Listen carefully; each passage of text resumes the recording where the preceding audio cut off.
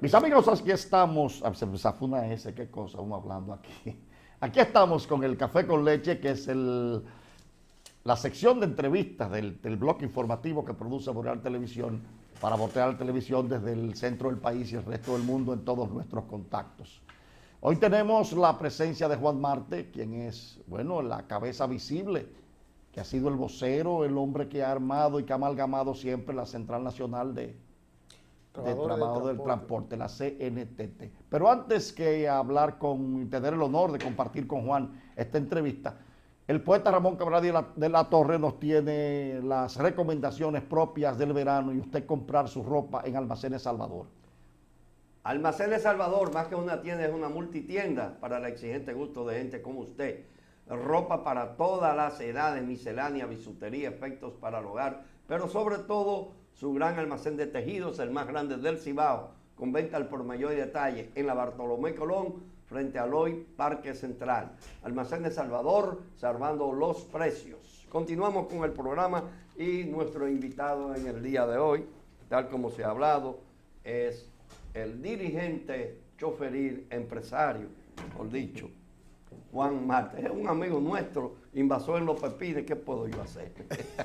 Juan, se ha estado hablando últimamente, y creo que participaste en una rueda de prensa, el aumento de los precios del transporte, a lo que la CNTT se ha opuesto, porque ustedes alegan que el problema del precio de los carburantes obedece más a asuntos impositivos y que ustedes no están en condiciones de transferirle al pueblo la voracidad fiscal del Estado.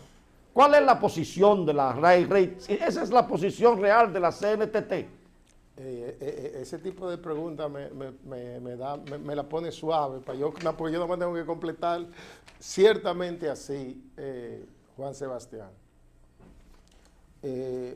Por la voracidad, por los costos operativos que tiene el chofer, por la condición que tiene el usuario, el tipo de usuario que usa Concho, pero también porque el sistema de transporte que tenemos es un sistema colapsado y los problemas del sector no se van a resolver con aumento del pasaje, al contrario, se van a agravar, porque tú tienes ahora mismo un sistema de transporte que necesita una serie de condiciones para que inclusive gente de la clase media monte en carro de concho, y tú aumentar el costo, seguirle aumentando el costo a una masa que no puede pagar y en un transporte que ya sería irrisorio, por ejemplo 30 pesos, pagar 30 pesos, el que tiene que tomar 4 carros de concho, sería algo terrible para el usuario. Nosotros no nos oponemos por eso a un aumento del pasaje.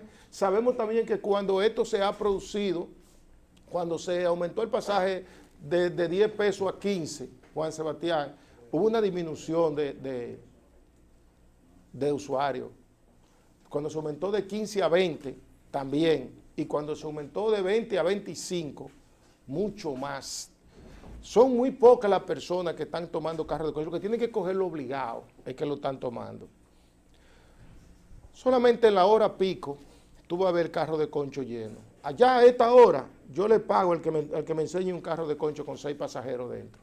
Pero eso es por la cantidad de vehículos que tiene el sistema. Por la cantidad es una parte, pero también que ya los usuarios del concho no son tantos. ¿Y en qué se transportan, Juan? Bueno, la clase media ha optado en gran masa por su carrito Hyundai, su carrito Kia, que se lo dan hasta sin inicial. Los motoconchos se han masificado mucho. El transporte continúa en el mismo trazado que se hizo hace 35 años. Por ejemplo, cuando hicieron Ruta N, que es Nivae, sigue siendo la misma Ruta N. Ruta E, que es Elegido, siguen viniendo de Elegido a la ciudad, al mismo punto. Ruta G, que es Gurabo, vienen al mismo punto del centro de la ciudad. Ruta B, que es Bella Vista, al mismo centro. La ciudad ha crecido más de un 40% fuera de ese perímetro donde están 6.460 carros de concho atomizados, bailando en el mismo punto. Y la ciudad tiene un 40% hacia afuera que los están movilizando en carros de concho. Esas urbanizaciones que han crecido son urbanizaciones de clase media y han buscado la manera de agenciarse su propio transporte. La caída, por ejemplo, masiva de la zona franca, que está aquí por el ensanche para allá, que era una fuente importante de transporte. En algún momento, usted sabe, Juan Sebastián, que hubo más de 90,000 obreros, que ya eso no existe. El transporte de Zona Franca, de Matanza, de Tamboril y de, ¿cómo que se llama, Juan Sebastián, el que está para Pisano? Pisano. Tiene su propio transporte. Algún transporte de la fábrica y otro transporte que lo están dando en la guagua, en las guaguas amarillas grandes. Quiere decir que la Zona Franca no es, esta Zona Franca de Gurabo tiene su propio transporte. El dueño de esa fábrica, amigo tuyo, José Clase, inclusive le da la comida, le regala el transporte a los obreros, el transporte gratis, y él se lo da y le da la comida mientras están trabajando. Quiere decir que toda esa cosa ha desangrado el sistema de Concho, y salirle al Concho ahora mismo de que con un aumento de pasaje es una cosa que, lejos de beneficiar al sector transporte, lo va a perjudicar. Hay un aspecto, Juan, que perdona que te interrumpa, que yo quiero que tú toques, y en virtud de que actualmente vimos lo que está pasando en Haití con respecto al combustible, al petróleo, igualmente en Nicaragua, que es un desastre, que ese hombre parece que se le olvidó lo que era el sandinismo, está en otra vaina, debió estar con la imagen de Hitler. Pero bueno, ese grado de conflictividad que crea los aumentos, ¿por qué aquí pasan el si sube, sube y si baja, baja? Y la gente está martirizada porque el concho está caro para 25 pesos. Sí. Lo digo yo, pues sí, yo me monto en el concho y oigo. A mí no me cuenta nadie, Juan lo sabe. Es cierto. Entonces, ¿por qué aquí todo pasa como sin ninguna altisonancia y el sindicalismo como que se queda tan pasivo? ¿O están a la espera de que surja espontáneamente una protesta? No. Aquí no hay sindicalismo, no hay estructura organizada, ni hay un sindicalismo con la moral suficiente para confrontar a nadie. El sector choferil organizado, sindical, en una gran parte, podemos decir casi en un 90 o un 95%, y me incluyo yo inclusive, ha entendido que una masa tan importante como los choferes y una masa económica tan importante que mueve una economía fuera del sistema financiero que alcanza casi los 60,000 millones de pesos, el sector sindical, cuando la cúpula nos convertimos en empresarios, hemos visto una masa importante para hacer negocio, no necesariamente para tomar un discurso de vanguardia como en algún momento lo tomó una Chocín. Esa es en lo que tiene que ver con el accionar empresarial que ejercen o que ejercemos casi todos los líderes sindicales del movimiento choferil. No hay excepciones, yo creo que no existe, y yo no puedo decir que yo soy una excepción a eso. Desde el espacio del movimiento choferil yo he hecho mucho negocio y continúo haciéndolo. Es una realidad que está ahí. Ahora, en la parte de tener la moral suficiente para confrontar el Estado, usted sabe que hay dirigentes que no pueden toser mucho y no se atreven a encabezar inclusive la inconformidad, catapultar la inconformidad de sus agremiados, de sus afiliados, Juan Sebastián y Cabral, por temor a represalia. Porque usted sabe que el que empieza a accionar empresarialmente tiene la DGI detrás, tiene una serie de cosas, que la luz, que una serie de cosas por donde te punchan. Y hay otro caso también de dirigentes choferiles que están en libertad, pero se puede decir que en libertad condicional. Porque el Estado en cualquier momento puede revocar decisiones o puede accionar para revocar decisiones que en el pasado se han tomado cuando el movimiento choferil se ha involucrado en estafa, en prevaricación, en asociación de malhechores e inclusive en sicariato. Esa es la realidad del movimiento choferil. O sea, según tu criterio, el 95% de los gremios choferiles han mutado de gremios a empresas. Sí, es cierto. O sea, y esos negocios se hacen con el Estado Dominicano. Bueno, en ocasiones se han hecho con el Estado Dominicano. Hay empresas, hay gremios que son también suplidores del Estado. Es una realidad. Yo no puedo hablar mentira, inclusive cuando se trate de mí. Si usted quiere preguntarme algo en lo que yo he errado o he fallado, yo se lo voy a decir así con pelo y señales. Yo no sé hablar. Quiere decir que hay gremios, Juan, en el país claro que sí. han permutado su posición de Sí, es cierto. mutualista Sí, es porque se cierto. han rendido ante los beneficios Sí, que le provee el es gobierno correcto. otorgándole las concesiones Es correcto. Y de- entonces, ajá. sí, y entonces no hay, por eso el movimiento contestatario está decapitado. Y eso no ha pasado nada más en el movimiento choferil. Hay gremios de otra índole, inclusive gremios de profesionales que han hecho lo mismo.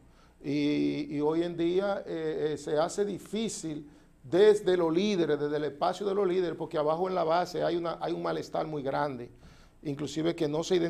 a la mayoría, te le puedo decir, Juan Sebastián, a los televidentes Cabral de la Torre, que el 90% de los choferes ya no se identifican con su cabeza, están ahí porque existe un sindicalismo de Estado Mayor que lo arropa todo, que controla los sindicatos con los controles y los choferes son rehenes de una cúpula importante. Lo golpean. No, que son rehenes, igual que la Central Obrera.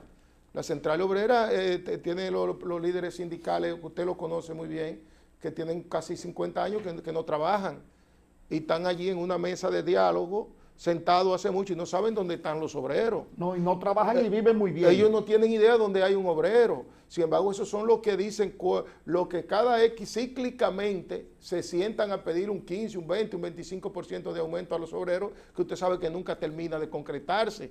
Y eso tiene ya décadas, ese periodo. Hay una desconexión, y lo puedo decir yo aquí, hay una desconexión total del liderazgo gremial con la base obrera, con la clase obrera, y eso no se queda nada más ahí. Eso está ocurriendo también en los partidos políticos y está ocurriendo en los gremios empresariales. Hay gremios empresariales que solo son la letra, que no saben cuántas empresas se han constituido y dónde están esas empresas y esos empresarios.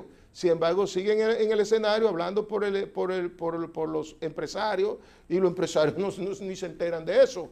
Eso ocurre en el sector choferil. El sector choferil, después de la ley 6317 que ordena y manda a que todos los sindicatos se conviertan en empresas, como está ocurriendo, como de hecho está ocurriendo, ya la mayoría de las rutas de concho aquí, algunas de ellas tuvieron que declarar, ahora en abril, declarar sus operaciones, porque la DGI está ahí pegada. Eso está ocurriendo en el sector choferil. Y entonces, o sea, que el Estado obliga a los gremios choferiles a convertirse en empresas. la ley obliga. Pero no le están haciendo... Eso es un gremio. Pero ¿qué, Sí, pero no le está... La ley ordena... ¿Qué hace la DGI con los Porque sindicatos? es una ley que le pasó por la nariz a los líderes sindicales y no hicieron nada. Y la ley está aprobada. Y usted, como uno de los mejores abogados de este país, Juan Sebastián, conoce que si la ley es la ley. Y después de aprobada hay que acatarla. ¿Pero qué fiscaliza y la ley la DGI? 63, el Intran no está firmando acuerdos con sindicatos, no está renovándole el contrato a la ruta de transporte de la República Dominicana, si no tienen, se la está renovando Juan Sebastián a través del RNC. Pero, mi pregunta, Juan, ¿cómo se organizaría una empresa en un gremio de choferes? Pues mire, ¿Cuál Juan es el Sebastián, criterio estructural de esa empresa que tiene el Estado para obligarlo con una ley? Antes el Intran o la OTTT, que era el mismo Intran, cuando iba a renovarle un contrato, por ejemplo, a la ruta Javilla-Tul, para mencionar una, Para que cubriera esa le ruta. pedía su registro sindical, el número de registro sindical. Con la ley 6317, creo que el artículo 205, abolió los registros en el sector choferil. ¿Y qué sustituye? Y ¿El entonces RNC? el RNC, ahora para renovarle esas inversiones que usted sabe que son cuantiosas, porque cada carro o cada guagua o cada autobús que circula en cualquier ruta del país es una inversión en lo que usted conoce muy bien que se llama franja. Y ese tiene un monto y un valor. Y hay rutas, por ejemplo, de esas que viajan al interior del país, interprovinciales, que cualquier ruta de esas tiene 500, 600 millones de pesos invertidos en franja. Entonces, renovar ese contrato, dame el RNC. Y ya con el RNC, tiene que tener todos los estatutos convertidos en empresa. O sea que cada propietario de vehículo con una franja debe declarar eso dentro del sindicato. Y las operaciones... ¿Y cómo él participa? ¿En calidad de qué? Bueno, yo tengo una franja, yo soy socio de esta compañía. Usted es inversionista. El sindicato. valor de su franja es el monto acción de la inversión suya en la empresa. O sea, Entonces- perdón, Ramón, ¿están obligando a ese chofer a pagar impuestos? No necesariamente el chofer puede ser un empleado, por ejemplo, de Cabral de la Torre, que es el dueño de la franja y del vehículo. Atahualpa. O al, Perdón, al perdón. dueño del vehículo lo están obligando Juan a pagar Sebastián, impuestos. El 92% de los carros de concho de Santiago no son de los choferes. No, Son cinco alquilados. 5 o 6 Entonces, personas el lo dueño tienen de aquí. ese carro es un empleado. El chofer es un empleado del dueño de ese carro. Se lo alquila. Se lo alquila. Y le alquila la franja también. Pero- porque la franja, usted sabe que no, que los choferes no tienen franja. Una franja aquí cuesta 200 No, pesos. pues yo me refiero- En algún momento los choferes fueron dueños de toda la franja, pero pasó lo que pasa, por ejemplo, cuando Balaguer inauguraba los cientos de proyectos habitacionales que mudaba a los pobres en esos apartamentos y ellos vivían 1 año, 2 años y terminaba otra persona siendo el dueño de ese apartamento y alquilándoselo o vendiéndolo para adelante. Entonces, en algún momento ellos fueron dueños y por alguna razón u otra se lo hipotecaron a una cooperativa o se lo vendieron a qué sé yo quién y lo perdieron. Entonces hoy los dueños de ese proyecto de transporte que usted ve no necesariamente son los choferes. Los choferes en algunas empresas de transporte ahora son empleados del dueño de la unidad. No Pero necesariamente el dueño de la empresa. unidad, ya como propietario del vehículo y de la franja, tiene que pagarle impuestos al Estado. Sí, señor. ¿Y cómo calculan esa base impositiva? Porque ya todo está conectado al Intran y sigue conectándose al Un pasado. promedio. O sea que cada propietario de un vehículo, aunque tenga placa privada y lo utilice como público, porque esa es otra cosa. Ese es otro problema. Es sí. exacto, pero el Estado lo permite. Sí, claro. El Estado permite esa violación a la ley cuando le conviene. Sí. Entonces, tiene una franja, ya debe tener un RNC individual. ¿Individual o el sindicato? No, hay que tienen 20 carros, 30 carros, hay que tienen 100 y hay que tienen 200 franjas y han hecho compañía de transporte Joselo, por ejemplo, por mencionar un nombre, y ese tiene carro en la M, tienen la A, tienen la N, tienen qué sé yo qué, y tiene su empresa de él. Ahora, esos vehículos están dentro de una ruta de transporte que a su vez es empresa y que entonces esa misma ruta, por ejemplo, le compra a la Shell 300 galones de diésel, hizo una operación económica y tiene que pedir su comprobante fiscal y tiene que reportar esa operación. A través del RNC. Claro que sí, o sea, hay una, ¿cómo se dice cuando se mezcla ¿cómo es, cabrón? Si una mistura de Una dualidad ahí. Sí, exactamente. Entonces- Pero eso va en un proceso organizacional que por un lado está la DGI, por otro lado está el Intran, por otro lado está la supervisión de la otra- DGC ahora, que era ME, Sí. y ahora usted está viendo las operaciones que está haciendo el ayuntamiento, que el ayuntamiento ha salido, que es una línea del mismo Intran, a ver los carros que están trabajando sin la franja realmente acreditada en el ayuntamiento, que eso estaba ocurriendo también, que el sindicato podía dar 20 permisos. O sea, el Intran no da franjas, No, lo dan los síndicos. no, y ya Porque- los síndicos tampoco pueden darla ya. ¿Y quién la da? No, los síndicos no pueden darla porque cuando la... Pero no va a las salas capitulares o a través del Departamento de le voy a decir Tránsito. por qué no puede darla. Cuando llegó esta gestión, sometió a la sala capitular una resolución congelando de manera definitiva la extensión y creación de nuevas rutas y nuevas franjas. Y eso se ha cumplido al pie de la letra. Porque es verdad que se vendieron mucho con negocios Sí, claro entre que sí. sindicalistas y Claro, gente que Juan, dirigía pero el eso es departamento cier- de eso es de cierto. tránsito. Tú lo Eso es sabes. cierto. Y la sala capitular, que Y los aprueba. choferes se quedaban Porque callados. ningún sindicalista, Cabral de la Torre, puede hacer nada sin la autoridad.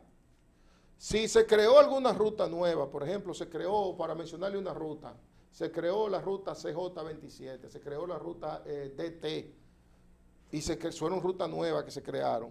Y esas rutas vinieron con un paquete de franja, pero eso tenía que tener un estudio de planeamiento urbano, eso tenía que tener la aprobación del Departamento Técnico de Tránsito, eso tenía que tener la aprobación de la sala capitular y la solicitud de las juntas de vecinos, que es quien solicita ese tipo de cosas, e inclusive del jefe religioso de la zona tiene que solicitar eso y firmarlo.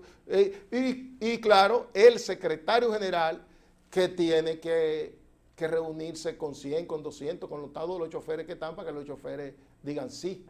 Porque la entrada de Nueva Franja a una ruta o de una nueva ruta en el perímetro donde circulan las otras, tiene que tener el consenso de los afectados o de los beneficiados, porque eso de alguna manera va a generar un trauma. Mira, Juan, tú dijiste que, y te voy a plantear la pregunta, porque Santiago es una ciudad colapsada prácticamente ya, Santiago, en términos de tránsito. Sí, claro. Y en 5 o 6 años va a ser una ciudad invivible en horas pico, porque tiene un problema de conectividad. Santiago no ha creado conectividad entre las rutas.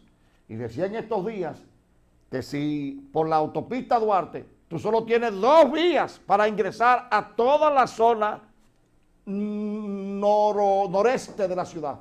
O sea, o la Genaro Pérez, que es un pandemonio en horas pico, o la Piquilora, que es otro pandemonio en horas pico, o la Rafael Vidal, que eso es intransitable a cualquier hora. O sea, Santiago no se preocupó en el trazado de Santiago la conectividad. Incluso tenemos el problema, la Avenida República Argentina, desde la Sadalá hasta la Genaro Pérez es un callejón. Una avenida que se convierte en no una calle, sí, un callejón donde apenas pueden transitar vehículos, uno en vía contraria, sí, apenas, porque sí, no caben. Sí. Porque nadie se preocupó cuando se trazó esa avenida, bueno, vamos a ampliar esto y vamos a comprarle a todo el que tenga... no, seguimos con el criterio del callejón. Sí. Entonces tú dices que confluyen más de 6.000 vehículos en horas pico 6.460. al centro de la ciudad. Y 300.000 carros privados. Exacto. Desde la óptica de la CNTT, ¿cómo podría resolverse el problema del transporte público aquí en Santiago? El problema es vial, es de conectividad, tal como tú lo describes, de manera magistral, como un santiaguero que tú has visto crecer esta ciudad, al igual que Cabral de la Torre. La has visto crecer durante más de, no sé, 40 años, ¿verdad? Entonces, el problema es vial. A esa intervención que usted hace, Juan Sebastián, yo agrego, por ejemplo, la rotonda de la zona sur, la rotonda de la fuente, como se le llamaba antes. Mira, ahí hay 17 rutas de concho que vienen desde la hispanoamericana hacia acá y se entaponan ahí en el punto de Utesa, en la rotonda de la fuente. Vienen los vehículos de la cementera, todos esos camiones. Y se taponan ahí. Ahí. Sin el flujo privado, ¿eh? Sí, pero los camiones de la autopista vienen Duarte. todos los vehículos de la sierra que ahora vienen por la Yapur Dumí, no por el puente Hermano Patiño como venían antes. Todos los de la sierra entran ahí también. Y después te salen todos los que tienen carro en Barrio Lindo, en Alto Mayor, en Pekín, en la urbanización Fernández. Todo ese perímetro de la zona sur, que son más de 40.000 habitantes, en ese cuello de botella que hay, y todos terminan en ese punto. Ahí hay que construir paso a desnivel, ahí hay que construir túneles y elevados si fuese necesario. El problema es vial. Ahí en la República de Argentina, donde usted está describiendo eso, ese problema de conectividad, que esa palabra la asimilé bien hoy, porque yo estoy hablando siempre que es un problema vial que tiene Santiago, de conectividad. Ahí hay que buscar una solución vial. Y esa Genaro Pérez que usted dice, que es una callecita, y por todo el que viene de toda parte, entra por la Genaro Pérez para ir a Tamboril, para ir a Licey, para ir, inclusive para cruzar a Moca, cuando decide volver a Moca, es por ahí que cruza. Y es una callecita angosta. Ahí hay que buscar la manera de que esa Genaro Pérez se haga 4 carriles, que es un pedacito de calle, pero es muy importante para la conectividad. Tenemos, por ejemplo, aquí la Francia está de este lado, ¿verdad? Aquí está la Francia, ahí hay un proyecto de que la Francia debe continuar, y para eso fue que se abrió allí en Bonaíbe. Hasta la circunvalación. No, se abrió, eso estaba cerrado antes, se abrió hasta la circunvalación, porque ahí hay diseñado un puente que debe cruzar a Bellavista para descongestionar al puente Hermano Patiño más. Entonces, eso es un proyecto que debe hacer. La General López tiene que continuar sobre Pueblo Nuevo. Hasta la Tuey. Sí, pero Sí, señor. ahí viene Cruzar el Sánchez Bolívar, llegar a los Ciruelitos, ¿verdad? Y conectar con la avenida La Piña, sí. Ahí hacia la Tuey. Pero Y ese proyecto lo dejó Joaquín Balaguer No, trazado. Joaquín Balaguer fue que lo dejó trazado. Pero ahí está el problema de la Sabana Larga también, en cierto aspecto. Correcto. Es decir, en todo eso hay un tranque. Ahora, el problema es el costo de vivienda que hay que demoler. Eso también hay Pero que se ver. está gastando miles y miles de Entonces, millones. todo eso Pero hay que mire, el sopesarlo. costo no es el problema. Esta ciudad está produciendo los recursos y lo está aportando al Estado Dominicano para que el gobierno construya en la capital y construya en el este. Y ahora está construyendo para allá, para Barahona, con el 18% que se aporta aquí al Producto Interno Bruto. Ni un 2 le están entregando a esta ciudad. Vamos en un 3. Mientras tanto, usted está viendo que cada vez que hacen una obra ahí en el Gran Teatro del Cibao, hay que ir con sombrilla porque le llueve al que está viéndola cuando van a una actividad. Usted ve el Palacio de Justicia que se está atomizando. Usted ve en el Huacalito que le hicieron una cosa afuera, un buen parqueo, pero va entre el edificio para que usted vea cómo está ese edificio. No. El Palacio de Justicia se hizo para que el parqueo nominal del Palacio de Justicia no cubre la empleomanía. Así fue que lo construyeron, Sí, que siempre se criticó. Sí. Y aún así hay un solar al lado en Cascajo sí. Sí. que resulta insuficiente. Tú llegas al Palacio de Justicia a las 9 menos 10 de la mañana y tú no encuentras dónde estacionarte. Correcto. Por esa zona completa. Correcto. No hay, porque Y- eso colapsó. Entonces, el gobierno tiene los recursos porque la ciudad lo aporta. Pero el hay- gobierno está compelido a devolverle a la ciudad, a los aportes que hace esta ciudad, por lo menos un 10, un 12, Pero hay para un- no decir que es un 18. Pero hay una Y realidad. ese problema vial con 300,000, mire Juan Sebastián, antes de dejarle Helman morir, un mes y pico, 2, terminó un estudio aquí en Santiago, él se mudó 3 meses aquí, yo lo ayudé a él pidió mi colaboración para algunas cosas. Yo me paraba con Jale Helman ahí en la 30 de marzo, con 27 de febrero, en el cementerio 30 de marzo, a medir la frecuencia de todos los vehículos que cruzaban ahí de la ruta A, de la guagua de la 27 de febrero, de todo el que cruza. Nosotros hicimos unos trabajos en 9 puntos de la ciudad y después lo presentó en el centro de León Jiménez. En ese entonces había 275,000 vehículos privados que él aquí en la ciudad. Ya hay más de 300,000 y entrando. ¿Dónde? En el mismo espacio que usted describía ahorita, que usted reseñaba, con los problemas de conectividad y los problemas viales que tiene esta ciudad. Es un problema serio. Ese problema en la capital de la República hoy no es un problema, no sé, catastrófico, porque en la capital de la República empezaron a hacer túneles elevados, paso de nivel, y aún así, mira el desastre que hay allá. Aquí vamos para algo peor, porque aquí está ese problema que usted decía, Juan Sebastián. Que no hay dónde y no se hacerlo. no hay dónde hacerlo y no se está haciendo. Pero hay Y no un- se está haciendo. Por ejemplo, usted tiene ahí ese centro histórico, donde llegan 13 rutas de concho, y llegan, la gente no quiere acusar a los transportistas de que atomizan la ciudad, pero llegan porque sin esa ruta de concho, eso que se llaman empresarios del centro histórico, sin esa ruta de concho desaparecen porque ellos no hicieron parqueo para esos negocios. Ahí no hay 3 negocios con parqueo. Y entonces todo su clientela viene de Pekín, viene de Cienfuegos, viene de Bellavista, que se la traen los carros de concho y se la tiran ahí. Si se retiran esas 13 rutas, ese centro histórico comercialmente se muere y termina siendo en lo que se convirtió, lo que usted decía ahorita, la de la capital, la vaina histórica de la capital. La ciudad, la zona colonial. La zona colonial. Entonces, un problema serio, porque también ahí están la calle, Belel, Jácuba, Máximo Gómez, Benito Monción, que fueron las que la hicieron para 30 coches. Calles no, callejones. callejones. Pero Ramón, vamos a ir a una pausa. Vamos Tenemos a que la ir a pausa, un, porque hay que hacerle algunas preguntas. un encuentro con nuestros auspiciadores y volver porque quiero que Juan me explique la disposición de la de CNTT de adherirse a una solución de transporte público colectivo. Pero quédense ahí que venimos ahora.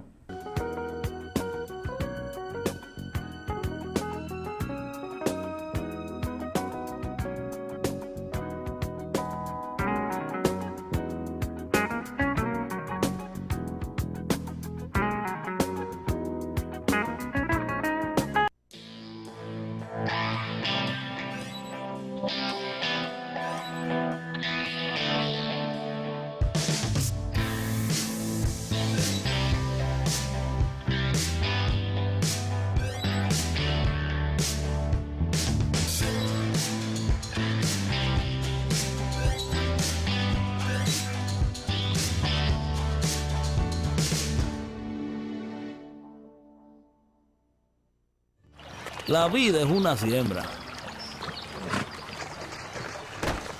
Pero a veces la cosecha se pierde. Y no hay que perder la fe cuando tienes amigos que siempre te resuelven. Somos amigos, por eso Ruamar te resuelve.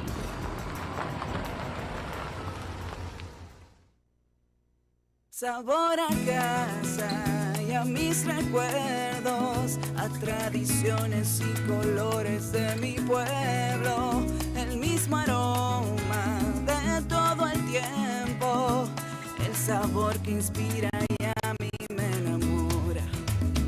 El sabor de mi pueblo ese que siempre llevo dentro junto a todos mis recuerdos, porque la buena amistad sabe a café, el aroma que inspira, el sabor de todo un pueblo que despierta con aroma, que inspira y enamora. El sabor de todo un pueblo que despierta con aroma, que inspira y enamora como el mejor café. Café Santo Domingo, sabor que empieza en el aroma. Tu café de siempre.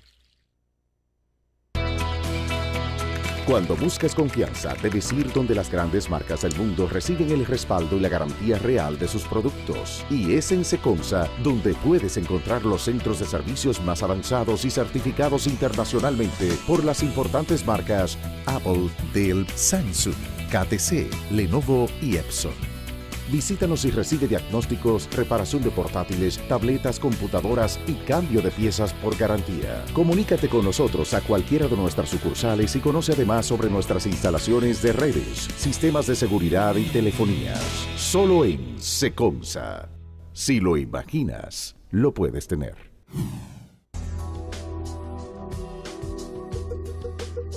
Focus, una marca comprometida con la calidad, produciendo un calzado con un superior nivel de confort y elegancia para que usted pueda disfrutar cada pisada. Focus, procúrelo en su tienda de calzados preferida. Distribuye Cidric. Focus, comodidad y elegancia en cada pisada.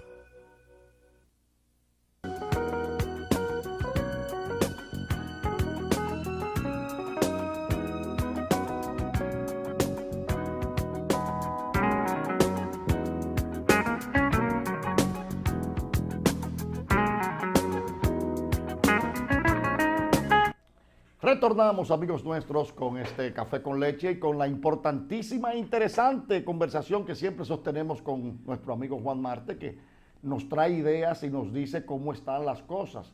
Juan, la CNTT estaría dispuesta a plegarse a un programa de transporte colectivo que no va a absorber a todos los choferes. O sea, eso va a ser algo traumático, porque va a quedar mucha gente sin empleo. En un programa que yo siempre he propuesto sea mixto, una administración dual del Estado, que siempre es malo administrando, y de los gremios choferiles. Me gusta esa pregunta, porque es una pregunta muy importante para mí y para la CNTT. Inclusive, nosotros tenemos muchas personas que nos golpea y nos adversa porque no ha escuchado la respuesta que yo le voy a dar a esa pregunta a usted.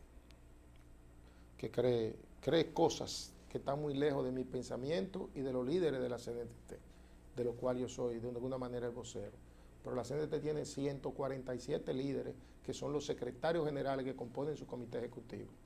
Y pensamos de esta manera. Yo en lo personal no voy a ser un obstáculo nunca a la transformación del transporte. La institución de la que yo presido tampoco.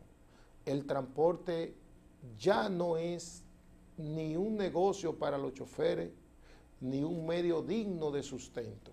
Es un medio de sobrevivencia. Y este sistema de transporte para la ciudad de Santiago, para los habitantes, para todo, como en toda ciudad moderna que quiere tomar un carro público, no cumple lo cometido.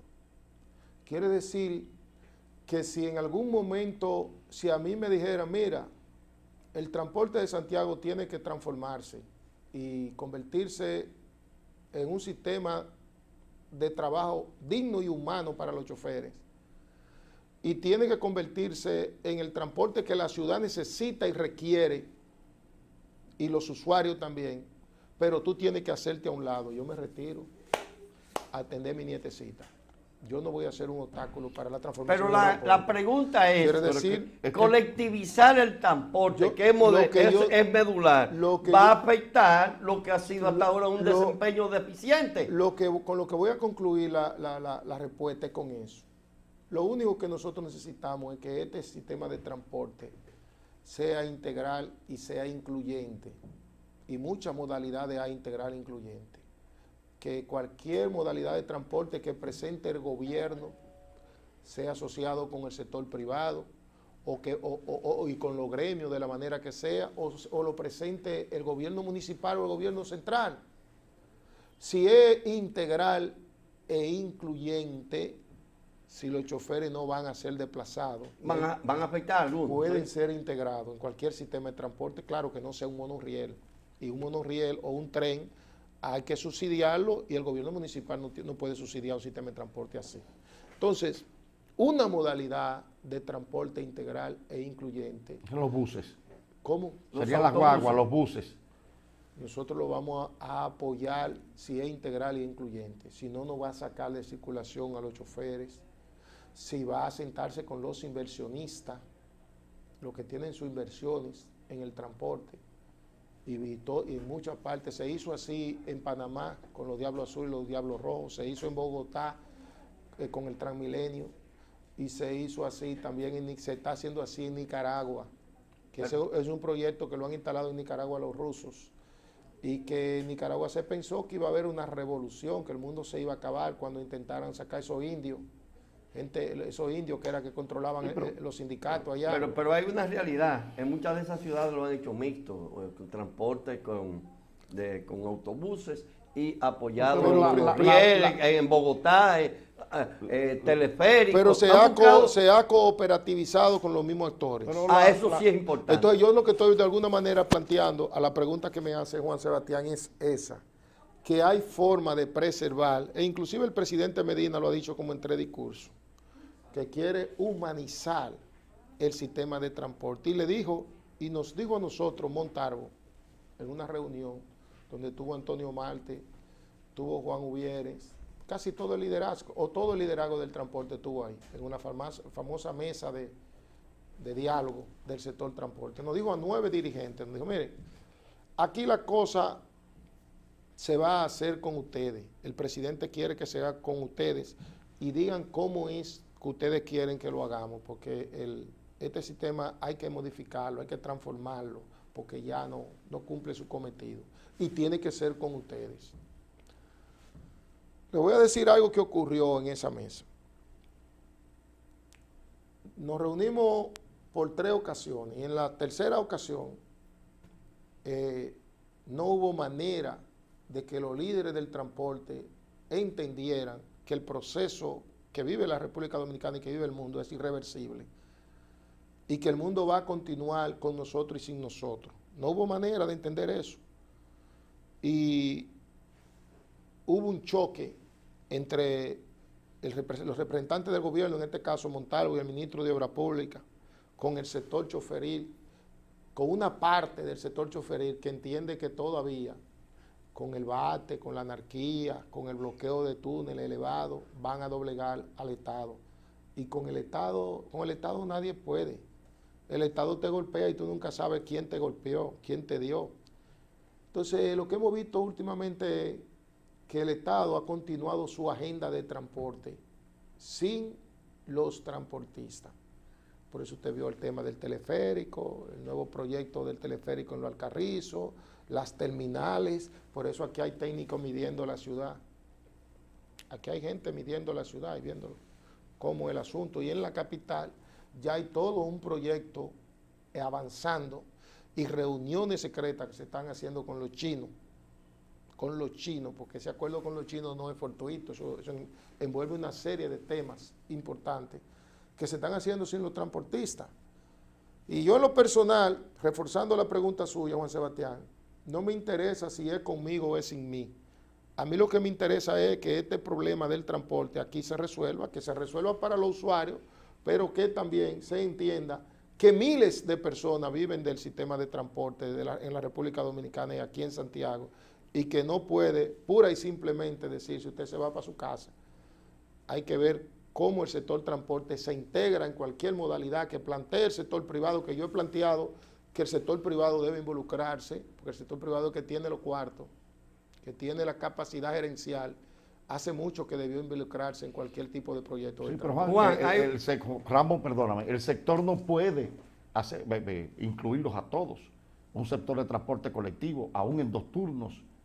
Lo ideal es que el Estado, dentro del esquema de inversión, el Estado o lo que resulte, en el esquema de inversión se contemple una cantidad para liquidarles los vehículos a los propietarios y esos vehículos buenos se utilicen para otra cosa, los que están buenos y el resto pues, y se declaren de utilidad pública y se le diga, mira, vamos a sustituir esta ruta, todos los vehículos que hay por guaguas. Hay muchas maneras. Entonces aquí hay tantos turnos, ¿cuántos choferes tienen? Bueno, yo puedo asimilarle al chofer de ustedes a tantos choferes. Pero por ejemplo la misma ley 6317 establece que no se puede trabajar, guiar, conducir vehículos en el transporte público con más de 65 años. Y aquí hay casi un 30 o un 40% de choferes que sobrepasan esa edad. Juan, aparte entonces el gobierno pudiese a través de la caja de pensiones pensionar esa masa choferil, darle una pensión y mandarlo, porque esos choferes la mayoría tienen familia y tienen suficientes hijos. Juan, hay una pregunta Ramón, clave. son las en todo 9:02. esto. Si tú quieres, terminamos a las 11. Sí, no, porque Tenemos que darle las gracias a Juan, que está un muy... monodiálogo, yo me quedé mudo aquí. Con el tema, aparte de la modernización, que es problemática, el de subsidio, que la mayoría de los choferes que están en gas, en GLP. El subsidio. El subsidio es no sé, el subsidio existe más en los medios de comunicación que en la realidad. No hay un 13% de choferes con tarjeta bono gas. Eso no existe. Y nunca ha existido. Aquí en algún momento, cuando más choferes hubo con tarjeta bono gas, eso llegó como a un 20%. Ahora, el problema es que el gobierno entrega los fondos y los deposita en el Banco de Reserva para que todos tengan. Para que 19,000 en la capital tengan, 815 en San Francisco tengan y 6,460 en Santiago tengan. Apenas un 13% de los choferes de Santiago tienen esa tarjeta bono gas. ¿Quiénes tienen esa tarjeta? Bueno, yo lo he dicho en este programa ya 2 veces, que es un tema que debe el gobierno verificar. ¿Quiénes tienen las tarjetas? La manejan como lo que pero están eso de subsidio no existe en el sector transporte, eso no existe. Existió en el gobierno de Balaguer, que siempre se entendía bien con los transportistas, existió en el de Jorge Blanco, existió en el de Leonel Fernández inclusive, pero en este gobierno, eso de subsidio y facilidades a los choferes y a los sindicatos, eso no existe. Juan, muchísimas gracias por estar con nosotros. Gracias. Tienes una invitación pendiente porque tenemos que hablar de costos de combustibles y esas cosas para que el país se entere de por qué la gasolina aquí es tan cara y la voracidad del Estado en asuntos fiscales. Y tú nos puedes ayudar a desglosar esas particularidades. Está pendiente una invitación. Usted me ayuda a mí porque hay muchas cosas que yo la tengo en la cabeza, la he leído, he viajado, yo he ido a 42 países del mundo, incluyendo a Rusia y a China, a Francia, y me he dedicado más a ver sistemas de transporte que otra cosa. Y tengo mucha idea. Pero yo voy a las entrevistas y no me hacen ese tipo de preguntas. Yo no voy allí como que yo soy el conductor del programa a poner temas. Pero cuando a mí me ponen temas así como el que usted me plantea ahí, Cabral, yo inclusive hasta me emociono y me siento bien hablando. De todas maneras, ya estamos un poquito pasaditos. Sí. Tendremos una oportunidad, te vamos a avisar con tiempo para que compartas con nosotros y te damos las gracias por haber estado con nosotros. Amigos, esta noche a las 9 estaremos en Q, si Dios quiere, y mañana a las 7 de la mañana en otra Mañana Boreal. Pasen un buen resto del día.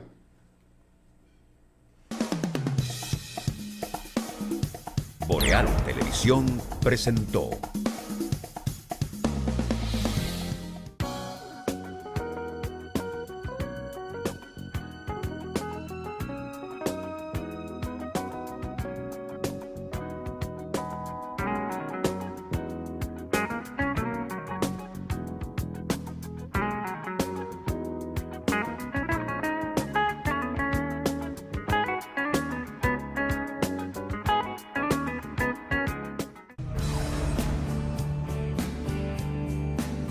continúe con Boreal Televisión, Voz Dominicana.